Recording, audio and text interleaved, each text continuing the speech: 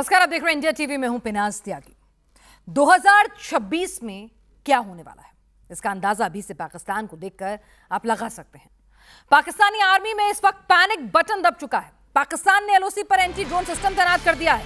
LOC पर पाकिस्तानी सेना को अलर्ट पर रखा गया है।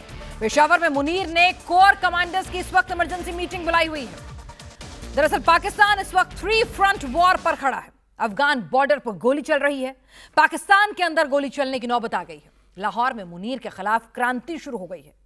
अब इंडियन बॉर्डर से जो खबर आई है उसने पाकिस्तान को डरा दिया है।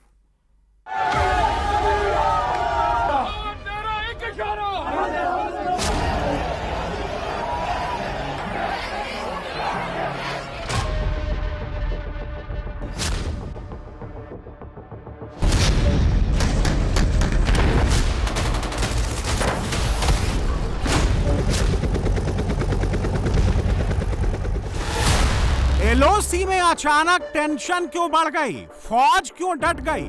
18 घंटे में इस खित्ते में ये जो बड़े सगीर है, जो साउथ एशिया है, इसके अंदर 2 बड़ी इंपॉर्टेंट प्रेस कॉन्फ्रेंसेस हुई। एक प्रेस कॉन्फ्रेंस जो है वो पाकिस्तान के शहर पेशावर में पाकिस्तान की अफवाज के जो कम्युनिकेशन के हेड हैं, director general inter services intelligence DG ISPR general Sharif Ahmed sahab की। दूसरी प्रेस कॉन्फ्रेंस जो है वो अफगानिस्तान के फॉरेन मिनिस्टर अमीर खान मुतक्की की हिंदुस्तान के कैपिटल सिटी दिल्ली के अंदर। पाकिस्तान फौज क्यों बॉर्डर पर जाने से डरने लगी?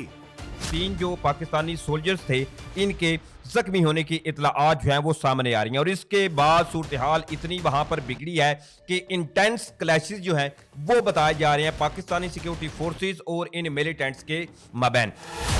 पाकिस्तानी बॉर्डर का नक्शा बदलने वाला है। पोस्ट कमांडर्स कॉन्फ्रेंस हुई है और वहाँ पे जो फील्ड मार्शल आसिम मुनीर ने जो बात की है वो बड़ी अहम है। फील्ड मार्शल ने जो वार्निंग दी है, अब वो वार्निंग आई है इस तरह। मुनीर लड़ने से पहले सरेंडर करेगा। पाकिस्तान वालों को तो खुद को पता नहीं रहता कि सुबह कौन होगा। रात को आदमी सोता है, उसे पता ही नहीं होता कि सुबह मैं बचूंगा कि नहीं बचूंगा, क्या होगा। क्या बजट रक्षा बजट बताता है हमारा पड़ोसी मुल्क। जितना तेरा साल भर का रक्षा बजट है उतनी तो साल भर हमारे सेठ ने ब्याह में पैसा खर्चा कर दिया। ये एलओसी पार नीलम वैली है। पीओके में इंडियन आर्मी की एंट्री यहीं से होगी। नीलम वैली की ऊंची चोटियों पर बर्फ गिरने लगी है। अभी घाटी में जबरदस्त बर्फबारी होना बाकी है। हफ्ता 10 दिन में पूरी नीलम वैली बर्फ से ढक जाएगी। मुनीर को लग रहा है कि 2026 की शुरुआत में इंडियन आर्मी नीलम वैली पर कंट्रोल कर लेगी।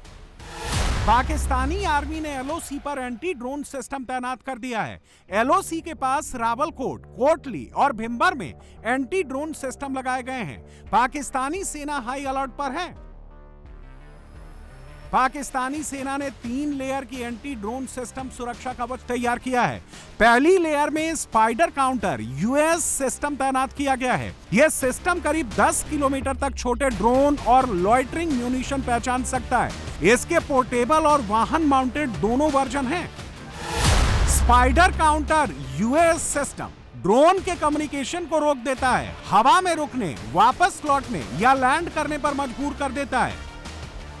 एलओसी में तैनात पाकिस्तानी सैनिकों को साफरा एंटी ड्रोन जैमर गन दी गई है। पाकिस्तानी सेना को यकीन है बहुत जल्द इंडिया की तरफ से हजारों ड्रोन अटैक करने वाले हैं। इस गन को कंधे पर रखकर चलाया जाता है। इसकी रेंज करीब 1.5 किलोमीटर है।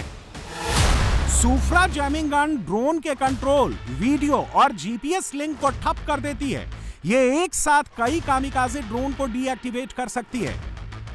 इसके अलावा एयर डिफेंस गन को भी एलओसी के पास तैनात किया गया है। पाकिस्तानी सेना बहुत बड़े अटैक को डिफेंड करने की कोशिशों में लगी है।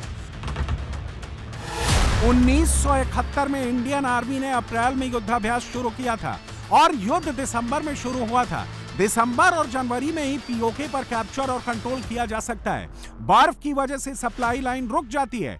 अभी मैं जैसलमेर गया था BSF में, तो उन्होंने मुझसे कहा कि आपका कार्यक्रम हम ठाकुर साहब पॉइंट पे कराएंगे। तो मैंने उनसे पूछा कि ठाकुर साहब पॉइंट कौन सा है, तो देखा बहुत बड़ा सैंड ड्यून्स था, वहां उन्होंने शामियाना लगा रखा। तो मैंने कहा ठाकुर साहब पॉइंट क्यों कहते हो? तो उन्होंने कहा कि जब राजनाथ जी रक्षा मंत्री थे तो मुनाबाओ वहां गए थे आप जैसलमेर के पास, और पल्लीपाड़ जो सिंध प्रांत का पाकिस्तान का जो वहां का रक्षा का अग्रणी अधिकारी था, उसने इधर केसरिया से मन जोगी हुआ रे, दिल झूमे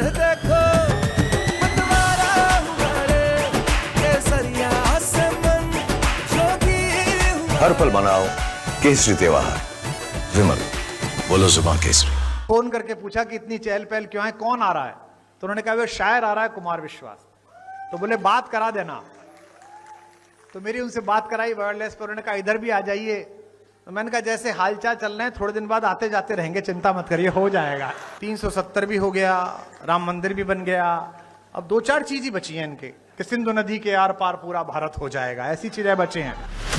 इंडियन आर्मी इस वक्त हर बड़े ऑपरेशन के लिए तैयार है। युद्धाभ्यास पूरा हो चुका है, अब युद्ध की बारी। और एलओसी के पास इंडियन अपाचे हेलीकॉप्टर्स की गड़गड़ाहट भी तेज हो गई है, जिसकी गूंज रावलपिंडी तक सुनाई दे रही है। फील्ड मार्शल ने जो वार्निंग दी है, अब वो वार्निंग आई है इस तनाजुर में, जो मैंने अभी आपको बताया कि सऊदी अरब की तरफ से भी इस पे बात की गई है। और जो कोर कमांडर्स कॉन्फ्रेंस हुई है उसमें बड़े वाज़ेह तौर पे ये कहा गया कि पाकिस्तान बिल्कुल जो हमारा जो कौमी इत्तेहाद है, नेशनल यूनिटी है, उसको नुकसान पहुंचाने की किसी भी कोशिश को बिल्कुल बर्दाश्त नहीं किया जाएगा। ये एक बड़ा अहम बयान आया है और उसमें उन्होंने ये कहा है कि उस कॉन्फ्रेंस में कि ये जो टेररिज्म का, क्राइम का और वेस्टेड पॉलिटिकल इंटरेस्ट हैं, इकट्ठे हैं, ये इनका एक गठजोड़ है, इसको बर्दाश्त नहीं किया जाएगा। ये बात पहले भी कही जाती है, लेकिन इस दफ़ा जो बयान है सिर्फ इसी चीज़ पे फोकस्ड है, इससे ज़्यादा किसी और मौजू पे उन्होंने छेड़ा नहीं है। पाकिस्तान में भी मौसम और माहौल दोनों बदलने लगे हैं। पाकिस्तानी संसद में आसिम मुनीर कुछ बहुत बड़ा करने का ऐलान करने वाला है। पाकिस्तान को लग रहा है कि जंग शुरू होने वाली है। सबसे पहले हम इस बात का आगाज करते हैं कि सुबह 11 बजे शहबाज शरीफ साहब के कहने में अयाज सादिक साहब ने नेशनल पार्लिमानी कमेटी जो है, नेशनल असेंबली की पार्लिमानी कमेटी बराए नेशनल सिक्योरिटी का एक इजलास तलब किया है। और इसमें एक्सपेक्ट किया जा रहा है कि पाकिस्तान की आर्मी हाईकमांड जो है, खुद पाकिस्तान के army chief general Asim Munir साहब इसमें तशरीफ ला रहे हैं। और बाकी अखबारात में नाम नहीं लिखे कि बाकी कौन लोग आ रहे हैं, लेकिन एक्सपेक्टेड यही है कि पाकिस्तान के DGMI हो सकते हैं, DGISI हो सकते हैं, और भी अफसरान हो सकते हैं, मिलिट्री DGMO भी हों। पर ये लोग ब्रीफिंग करेंगे पार्लियामेंटेरियन की। कमेटी का इजलास बुला रहे हैं नेशनल सिक्योरिटी के ऊपर, जिसकी मजीद तफसीलात मैं आपसे शेयर करता हूँ, जहाँ ऐसा लगता है कि वॉर एंड पीस के फैसले जो हैं वो होने लगे। तो ये कितनी एक अजीब सी सूरत हाल है। मैं मजीद अल्फाज इसके बारे में इस्तेमाल नहीं करना चाहता। मैं ये समझता हूँ, मुझे लग रहा है, मेरा एनालिसिस ये रिवील करता है कि पाकिस्तान एक बार फिर एक बड़े मुश्किल दोराहे पे आके खड़ा हो गया है। और आज का दिन इस लिहाज से बहुत इंपॉर्टेंट है। ये एक ऐसा मुश्किल दोराहा है जहां अगर सही फैसले किए गए तो हम बेहतरी की तरफ भी जा सकते हैं, और अगर यहाँ पर गलत फैसले किए गए तो हम मजीद बहुत बड़ी तबाही की तरफ चले जाएंगे। इस वक्त पाकिस्तान सबसे कमजोर है। जितना डर मुनीर को बॉर्डर पर लग रहा है, उतने खौफ में मुनीर पाकिस्तान के अंदर है। बॉर्डर पर गोली चलने से पहले पाकिस्तान के अंदर गालियां शुरू हो गई। गोली मारो, फिर मैं ये कहूं कि वो उसके अंदर क्या था और वक्त से पहले बच्चा किसका पैदा हुआ था, मैं वो बात फिर करूं अगर किसी ने करनी है तो। फिर वो मैं गैराज की बात करूं बात। अच्छा, शर्म आनी चाहिए। इमरान अहमद खान, इमरान अहमद खान, इमरान तेरे जानिसार, तेरे जानिसार, हम लेके रहेंगे आजादी, हम लेके रहेंगे आजादी, लेके रहेंगे आजादी। तेरा बाप भी देगा आजादी, तेरा बाप भी देगा आजादी। किसी के बाप का नहीं है इसलिए मैं आ रही हूँ, या किसी के बाप का नहीं है ये सब भी है, वरना कोई औकात नहीं है। ये पाकिस्तान का सबसे बड़ा शहर लाहौर है, वही पाकिस्तानी शहर जहां 1965 में इंडियन आर्मी पहुंच गई थी। लाहौर और अमृतसर के बीच इंटरनेशनल बॉर्डर है। बॉर्डर खुला तो लाहौर में तिरंगा लहराएगा। इस बार इंडियन आर्मी खुद बॉर्डर क्रॉस नहीं करेगी, बल्कि पाकिस्तान से, लाहौर से इंडियन आर्मी की मदद मांगी जाएगी, क्योंकि इमरान खान के समर्थकों को यकीन है उनको मुनीर से आजादी इंडियन आर्मी ही दिला सकती है। लाहौर में आजादी के नारे गूंजने लगे हैं। हम लेके रहेंगे आजादी, जेल के लेंगे आजादी, हम भी देगा आजादी, हम भी दोगे आजादी, क्यों ना दोगे आजादी, क्यों ना दोगे आजादी, जान से लेंगे आजादी, खून से लेंगे आजादी, हथियारों से लेंगे आजादी, हथियारों से लेंगे आजादी, हथियारों से लेंगे आजादी, हथियारों से लेंगे आजादी, जेल के लेंगे आजादी, जेल के लेंगे आजादी। लाहौर में हजारों पठान पहुंच चुके हैं। मुनीर के खिलाफ बगावत का बिगुल फूंक दिया गया है मुनीर ने डर के मारे लाहौर में लॉकडाउन लगा दिया है। इस टाइम लिबर्टी चौक में मौजूद हूं, लेकिन लिबर्टी को नो गो एरिया बनाया गया है। अगर मैं आपको दिखाऊं, आप देखें पंजाब पुलिस उस तरफ मौजूद है, तमाम रास्ता जो है वो मुकम्मल तौर पे बंद किया गया है। इस तरफ भी पंजाब पुलिस मौजूद है और उस तरफ भी पंजाब पुलिस मौजूद है, मतलब हर तरफ से रास्ते बंद किए गए हैं। लेकिन वज़ीर आला सुहेल अफरीदी जो है वो यहाँ लिबर्टी चौक पहुँच चुके हैं। जगह जगह जिस तरह मोटरवे पे इस्तकबाल हुआ, इसके अलावा लाहौर में उनका इस्तकबाल हुआ, पंजाब असम्बली गए और अब पंजाब असम्बली के बाद वो यहाँ लाहौर लिबर्टी चौक पहुँच चुके हैं। लेकिन कारकुनान आगे मौजूद हैं और पुलिस उनके पीछे मौजूद है। तो ये फसाइयत जारी है और फिर कहते हैं कि हमें खौफ नहीं, हमें डर नहीं। खौफ का आलम यह है कि एक वज़ीर आला पहुँचते हैं, लोग उनका रिसेप्शन करने, वेलकम करने पहुँचते हैं, लेकिन हर तरफ पंजाब पुलिस पहुँच जाती है। लाहौर पाकिस्तानी पंजाब की राजधानी है, नवाज शरीफ का गढ़, शरीफ खानदान की विरासत और पाकिस्तान आर्मी का होमलैंड। पाकिस्तानी आर्मी में 70% पाकिस्तानी पंजाबी मुसलमान हैं। आसिम मुनीर भी यहीं का रहने वाला है और लाहौर को इमरान खान ने आंदोलन के लिए सबसे पहले चुना है। जब लाहौर निकलेगा ना इंशाल्लाह, तो फिर देखना ये जो सुहेल की जो जितना ये जुल्म करने की कोशिश कर रहे हैं और जितना ये लोगों को अरेस्ट कर रहे हैं, देखें एक दफा चीज शुरू हो जाए ना, उसको ये रोक नहीं सकेंगे इंशाल्लाह। अरेस्ट करें, ये गोलियां मारे, डरे हुए हैं। जब आप चोरी शुदा मैंडेट के साथ आप हुकूमत में आके बैठे हो, तो फिर आप जुल्म के साथ आप जीना चाहते हो, चलेगा नहीं, आप ये बिल्कुल नहीं चलेगा। और लाहौर को आप नहीं जानते, लाहौर जब खड़ा हो जाए ना, लाहौर को कोई नहीं रोक सकता। आसिम मुनीर को लगा था कि उसके सिर पर ट्रंप का हाथ है, गले में जिनपिंग का पट्टा है।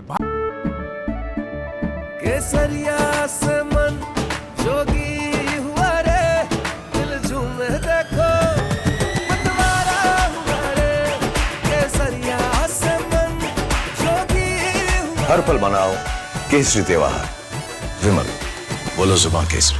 भला कौन उससे टकराएगा, लेकिन उसकी गलतफहमी मई में ही हिंदुस्तान ने डंके की चोट पर दूर कर दी थी।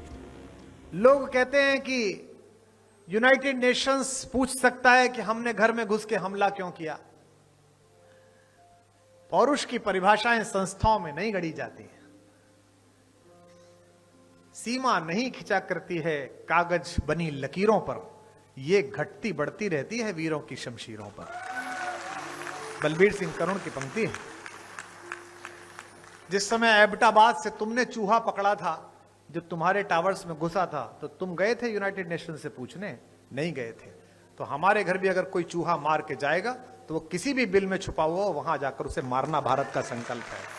नर्क में तुम पूछना अपने बुजुर्गों से कभी भी, उनके माथे पर हमारी ठोकरों का ही बयां है।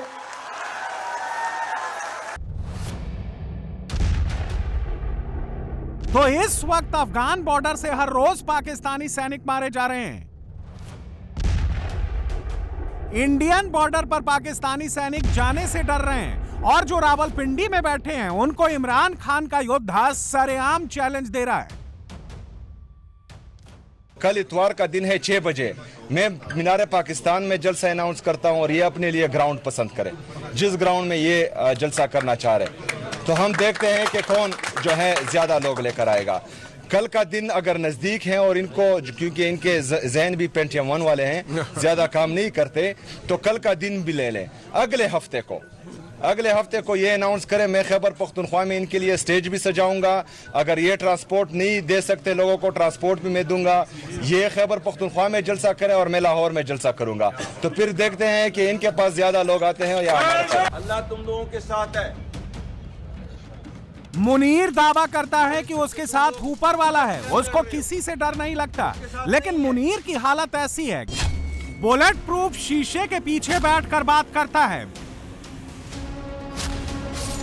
बुलेट प्रूफ जैकेट पहनकर निकलता है। जैसे कि आप लोग देख रहे हैं कि आप लोगों को यकीनन मेरे साथ जो एक फोटो दिखाई दे रही है, यानी कि field marshal general Asim Munir साहब की, अगर आप इस तस्वीर को गौर से देखें तो आपको पता चलेगा कि ये एक बुलेट प्रूफ शीशे के पीछे बैठकर बात कर रहे हैं। यानी कि अगर आर्मी हेडक्वार्टर में जो है वो आर्मी चीफ या फील्ड मार्शल जो हैं या CDF और कई और दूसरे जो पोस्ट इन्होंने अपनी ले रखी हैं या इनको दी गई हैं, उनको अगर ये फील हो रहा है कि वो अपने ही हेडक्वार्टर में या किसी जगह पर भी पाकिस्तान में बैठकर बात नहीं कर सकते, उनकी जान को खतरा है, वो महफूज नहीं है, तो आप ये सोचिए कि ये जो 24-25 करोड़ की आबादी पाकिस्तान में रहती है, उनको ये किस तरह से सिक्योरिटी प्रोवाइड करेंगे। इनकी तो अपनी जान खतरे में, तो इन्होंने हमारी जान का हक बचानी है। लेकिन बात सारी ये है कि आखिर उनको खतरा किससे है, इसलिए कि आर्मी हेडक्वार्टर्स जो होते हैं वहां पे तो सिक्योरिटी बहुत ज्यादा अलर्ट रहती है। वहां पे तो कहा जाता है जी, बिल्कुल जैसे कहते हैं ना शोले फिल्म में, के परिंदा भी पर नहीं मार सकता, वहां तो ये हालात हो जाते हैं। तो अगर ऐसे में जो है वो field marshal general Asim Munir जो है वो अगर बुलेट प्रूफ जैकेट पहनकर और इस तरह से शीशा वीशा लगा करके जी उसके बाद अगर बात कर रहे हैं बैठ के, तो यकीनन ना कहीं से उनको खतरा है, कहीं ना कहीं से उनको थ्रेट आ रही है। सोहेल अफरीदी की गाड़ी देखकर वो भाग जाता है।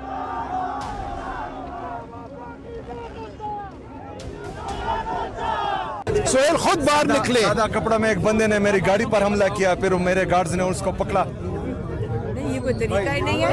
आप इस मुल्क के हम क्या हमारा शहर है, हम टैक्स पेयर भी हैं। ये जो मरियम नवाज कह रही है और वो उसमें क्या नाम है वो जो बुखारी है कि क्या है, उनको दिखाएं जरा। ये देखें हर जगह पे आपके नाके लगे हुए हैं, हर जगह पे। ये देखो पुलिस को, देखो हमारी गाड़ियों की चेकिंग हो रही है, तो ये वर्कर को कैसे छोड़ेंगे। ये कह रहे हैं कि हम जो है बड़े आज़ाद और खुले दिल के वो है। ये दिखाएं जरा, हर जगह पे इन्होंने पुलिस खड़ी की हुई है। वर्कर्स को नहीं छोड़ रहे, हमें नहीं छोड़े। देखे हर गाड़ी चेक कर रहे हैं, फिर कहते हैं लोग नहीं निकलते। ये देखे जरा, ये देखे जरा, हर गाड़ी चेक कर रहे हैं। इस वक्त आसिम मुनीर चारों तरफ से घिर गया है। Afghan border, Indian border, Pakistan के अंदर और अब यूरोप में भी एंटी मुनीर मुद्दा बन गया है। इमरान खान के समर्थकों ने इंग्लैंड में पाकिस्तानी कॉन्सुलेट के सामने मुनीर के खिलाफ मोर्चा खोल दिया। वो सिर्फ और सिर्फ खौफ के बल पे हुकूमत करते हैं। अगर हम उन्हें ये पैगाम देना शुरू कर देंगे कि तुम जो मर्जी कर लो, हम तुम्हारे गलत इक़दाम के खिलाफ खड़े हैं और खड़े रहेंगे। इस वक्त जो फैसले जो है वो आसिम मुनीर करता है, उसी फैसले को अमल दरामद करवाने के लिए उन्होंने अपनी एक आईनी अदालत बना दी है। वो आसिम मुनीर की हिफाजत कर रहे हैं। जालिम के डर से ए लोगो, फील्ड मार्शल के डर से ए लोगो, हिम्मत अपनी हार न देना। ये खान खुदा का तोहफा है, इसको कभी भी हार न देना। जबर के आगे नहीं झुकेंगे, सबक इसने सिखलाया है। जान हथेली पर रखकर सच सबको दिखलाया है। पाकिस्तान की इंटरनल पॉलिटिक्स अब इंटरनेशनल एजेंडा बनने लगी है। इसका नतीजा क्या होगा ये मुनीर को भी पता है, इसलिए शहबाज सरकार ने अभी से प्रेशर बनाना शुरू कर दिया। हालांकि मुनीर का ये दांव भी बैकफायर मार गया। ये आदिल रजा हैं, पाकिस्तानी फौज में मेजर थे, मुनीर से बगावत कर दी, इंग्लैंड जाकर मुनीर की पोल खोलने लगे, तो मुनीर ने लंदन में आदिल पर हमला करवा दिया। मुझे पैगाम देने के लिए कुछ केसरिया से मन जोगी हुआ रे, दिल झूमे देखो मतवारा हुआ रे। केसरिया से मन जोगी हुआ। हर पल मनाओ केसरी त्योहार। विमल, बोलो जुबान केसरी। चीजें छोड़ी गई हैं, घर के अंदर चीजों को तहस नहस किया गया है और कोई भी चीज चोरी नहीं की गई, कोई भी चीज चोरी नहीं हुई। सिर्फ और सिर्फ पैगाम दिया गया है कि हम घर के अंदर घुसे हैं और हम कुछ भी कर सकते हैं। इस पैगाम के सिलसिले के अंदर एक पुलिस इंक्वायरी शुरू होती है। कितनी शदीद तकलीफ है पाकिस्तान की रजीम को आईना देखने से, जो मैं और शहजाद अकबर जैसे लोग इनको दिखा रहे हैं। पहले इन्होंने मेरी और शहजाद अकबर की एक्सट्रेडिशन की रिक्वेस्ट की, शहजाद अकबर के ऊपर बराह रास्त हमला किया, उन्होंने दरवाजा खोला।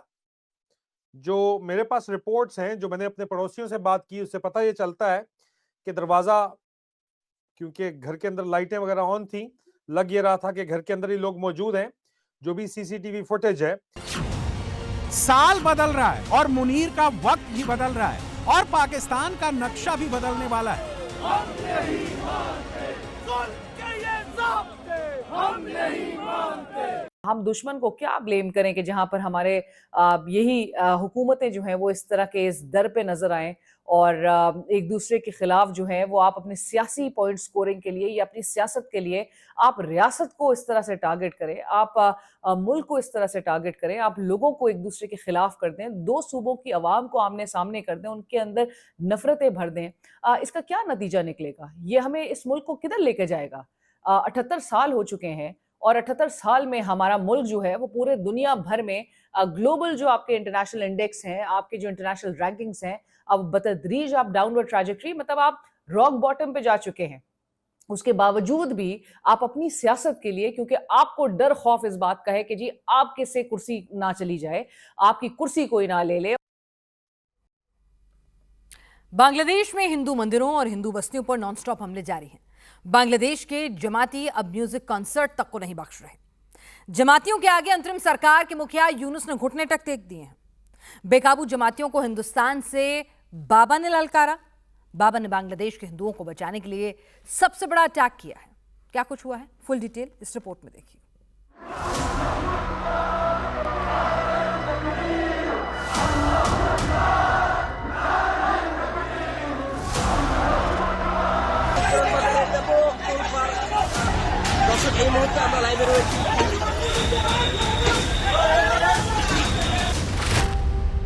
बांग्लादेश में हिंदुओं पर हमले नॉनस्टॉप जारी हैं।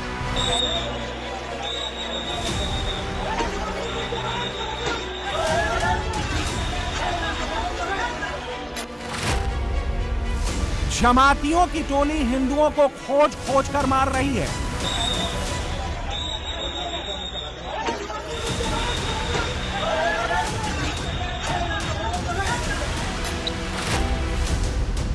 बांग्लादेश से हिंदुओं को मिटाने के लिए जमात, शिविर, एनसीपी ने हाथ मिला लिए हैं।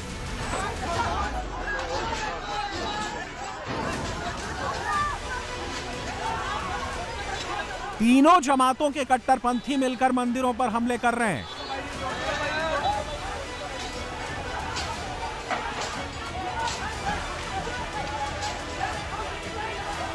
बांग्ला संस्कृति को मिटाया जा रहा है। मजहब के नाम पर म्यूजिक कॉन्सर्ट पर हमले किए जा रहे हैं।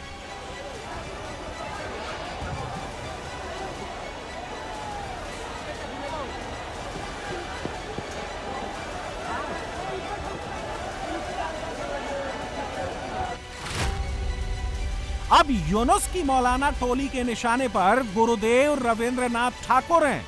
ठाकुर बांगालीদের शत्रु, ठाकुर मुसलमाনের शत्रु, ठाकुर भारतेर शत्रु, ठाकुर जातिर शत्रु, ठाकुर बांग्ला ढाका विश्वविद्यालয়ের शत्रु। ये बांग्लादेश का मौलाना शेख अब्दुल रज्जाक हैं। बांग्लादेश के कट्टरपंथियों के बीच ये बहुत पॉपुलर है। बंगाल और बांग्लादेश में रविंद्रनाथ टैगोर को सम्मान से हिंदू मुसलमान सब गुरुदेव बुलाते हैं। यूनुस ने अब मौलानाओं की टोली को रविंद्रनाथ टैगोर की इमेज बिगाड़ने में लगा दिया है। যেদিন ভারত বাংলাদেশ পাকিস্তানের মুসলমান ইংরেজের হাতে নির্যাতিত, সেদিন ঠাকুর লন্ডনে মুচ পাকায়। সেই ঠাকুরের গান আমার ছেলে মেয়ে বলে, তোমার ছেলে তোমার বাপের সন্তান, এটাকে একটু ভারীও মনে করলো না? দিন রাত তুমি স্কুলে গিয়ে ঠাকুরের গান বলো। ঠাকুরের বাবার আকাশ কে বলেছে যে ঠাকুরের কালিমায়ের আকাশ? তোমার লজ্জা হয় না? তোমার শরম হয় না? তোমার বাপ কলেজের শিক্ষক, তোমার বাপ বিশ্ববিদ্যালয়ের শিক্ষক, কি বোঝাতে চাচ্ছ তুমি আমাকে? তোমাকে আর তোমার বাপকে যদি আমি মূর্খ প্রমাণ করতে না পারি, জাতির সামনে বক্তব্য দেবো না। 30 বছর থেকে বলছি, 30 বছর থেকে আমি বলি না ঠাকুরের গান, আমার ছেলে মেয়ে বলে না ঠাকুরের গান। बांग्लादेश के जमाती और कट्टरपंथी मौलाना बांग्लादेश से म्यूजिक को मिटाना चाहते हैं। इसकी ताजा मिसाल ये तस्वीरें हैं जहां लाठी डंडों से लैस जमाती म्यूजिक कॉन्सर्ट में तोड़फोड़ कर रहे हैं। म्यूजिक कॉन्सर्ट में आए बच्चों को पीट रहे हैं। रॉक स्टार जेम्स को जान बचाकर स्टेज से भागना पड़ा।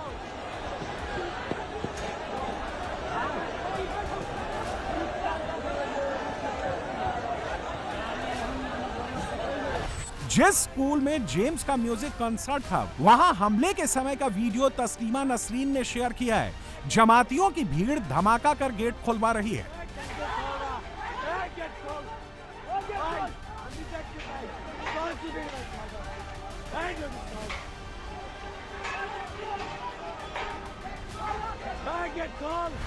इससे पहले बांग्लादेश की सांस्कृतिक पहचान मानी जाने वाली संस्था छाया नट पर हमला हुआ। जमातियों ने वहां तोड़फोड़ के बाद आगजनी की। बांग्लादेश के जमातियों ने बीती रात बांग्लादेश के अलग अलग हिस्सों में मंदिरों, मठों और शियाओं से जुड़ी मज़ारों पर जमकर उपद्रव किया। वहां रखी मूर्तियां तहस नहस कर दी।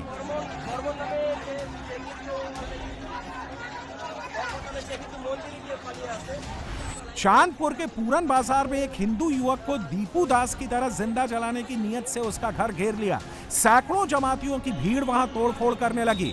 घर में घुसने के लिए गेट और दीवारें तोड़ने लगी।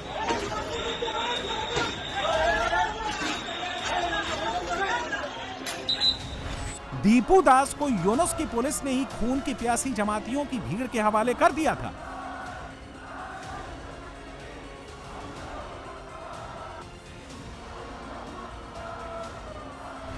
आनिक की किस्मत अच्छी थी, वहां आखिरी वक्त पर पुलिस के साथ सेना भी पहुंच गई, वरना क्या पता पुलिस आनिक को घर से निकालकर जमातियों की भीड़ को सौंप देती।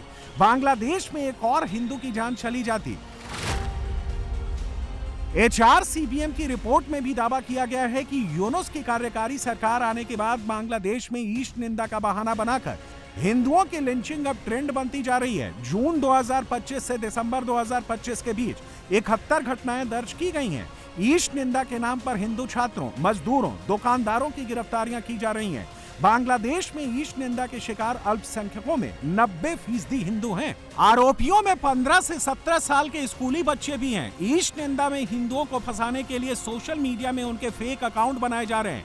रिपोर्ट में दावा किया जा रहा है कि यूनुस के आने के बाद पुलिस कट्टरपंथियों के दबाव में आरोपों की जांच कराए बिना गिरफ्तारियां कर रही है। अब हिंदुओं के लिए बांग्लादेश में कानून का राज खत्म हो गया है। भीड़ तंत्र फैसले कर रहा है, खुलेआम जिंदा जलाया जा रहा है। ऐसा पैटर्न पहले पाकिस्तान में देखा जाता था, अब वही पैटर्न बांग्लादेश में दिखाई दे रहा है। इसके पीछे एक ही सोच है, बांग्लादेश से हिंदुओं को पूरी तरह खत्म करना। আমরা 2040 সালের ভিতরে বাংলাদেশ ইসলামী রাষ্ট্র বানায় ফেলবো ইনশাআল্লাহ। মনে রাখবা, এই ছোট মাহফিলে আমি বড় লম্বা কথা বলে যাব না। যা বলবো 2040 সালের পরে বাংলাদেশে ইসলাম ছাড়া আর কিছু থাকবে না ইনশাআল্লাহ। मोहम्मद यूनुस ने जमातियों को खुली छूट देकर बांग्लादेश का क्या हाल कर दिया है, वो इन तस्वीरों में देख लीजिए। औरतों को जमाती खुलेआम किडनैप कर रहे हैं। हिंदुओं के बाद औरतों के लिए बांग्लादेश नर्क बनता जा रहा है।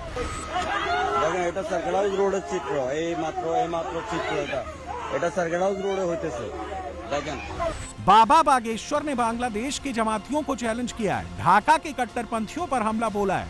मोहम्मद यूनुस की जमात ब्रिगेड पर खुलकर हमला बोला है। बांग्लादेश में हिंदुओं के खिलाफ हिंसा से पूरे देश का हिंदू आक्रोशित है।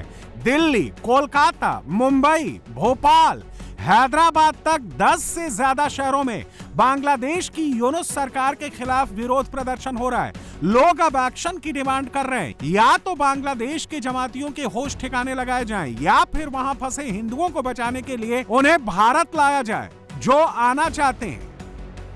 बाबा बागेश्वर भारत में अवैध बसे रोहिंग्याओं को निकालकर बांग्लादेशी हिंदुओं को बसाने की मांग कर रहे हैं। बाबा बागेश्वर भिलाई में हनुमंत कथा सुना रहे थे। 5 दिन की कथा के 2 दिन और बाकी हैं।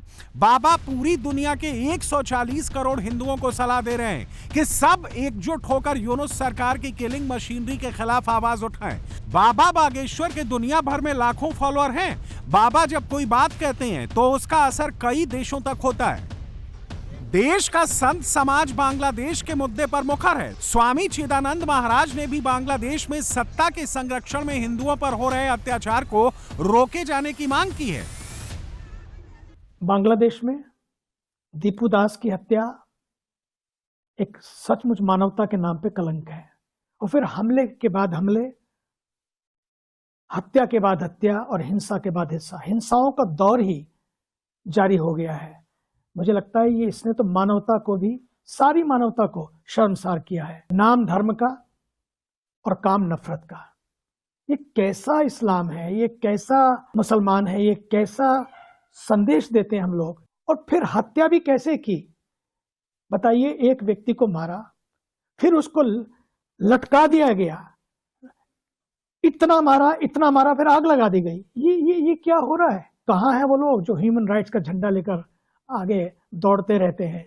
Human rights commissions, human right organisations, human rights को मानने वाले वो लोग और यूएन तक को मुझे लगता है अब आगे आना चाहिए और इस शर्मनाक घिनौनी हरकत का निंदा करनी चाहिए और इस पर एक्शन लेना चाहिए। असम, बंगाल और त्रिपुरा के हजारों हिंदुओं के रिश्तेदार बांग्लादेश में रहते हैं। इन राज्यों में हिंदुओं का गुस्सा बेकाबू होता जा रहा है। गुवाहाटी में बांग्लादेश हाई कमीशन का घेराव करने वाले हिंदू कह रहे हैं, अगर यूनुस ने जमातियों को काबू नहीं किया तो फिर यहां का हिंदू बॉर्डर पार करेगा और जमातियों को सबक सिखाएगा।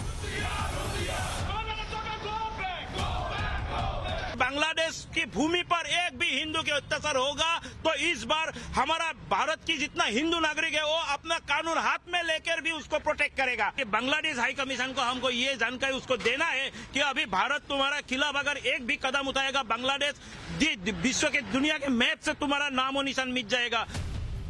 मुंबई में मुस्लिम समुदाय भी बांग्लादेश के जमातियों के खिलाफ सड़क पर उतर आया है। मुस्लिम समुदाय ने बांग्लादेश के कट्टरपंथियों को सख्त चेतावनी दी है, संभल जाएं वरना इसका खामियाजा उन्हें भुगतना पड़ेगा।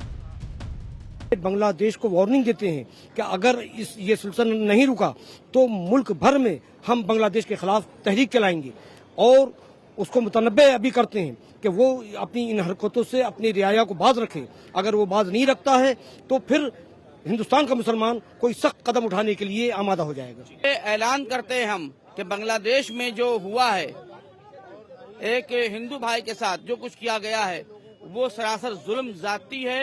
ये इस्लाम का इसका कोई ताल्लुक नहीं। जो लोग ऐसा काम कर रहे हैं उनका ना इस्लाम से कोई ताल्लुक है ना औलिया अल्लाह से कोई ताल्लुक है। बांग्लादेश के जमाती शरिया लागू करना चाहते हैं। जमातियों को यूनुस की अंतरिम सरकार बैक कर रही है। यूनुस ने दुनिया को दिखाने के लिए सेकुलर चोला ओढ़ रखा है। उसका असली मकसद बांग्लादेश से हिंदू पहचान को मिटाना है और बांग्लादेश को फिर से पूर्वी पाकिस्तान बनाना है।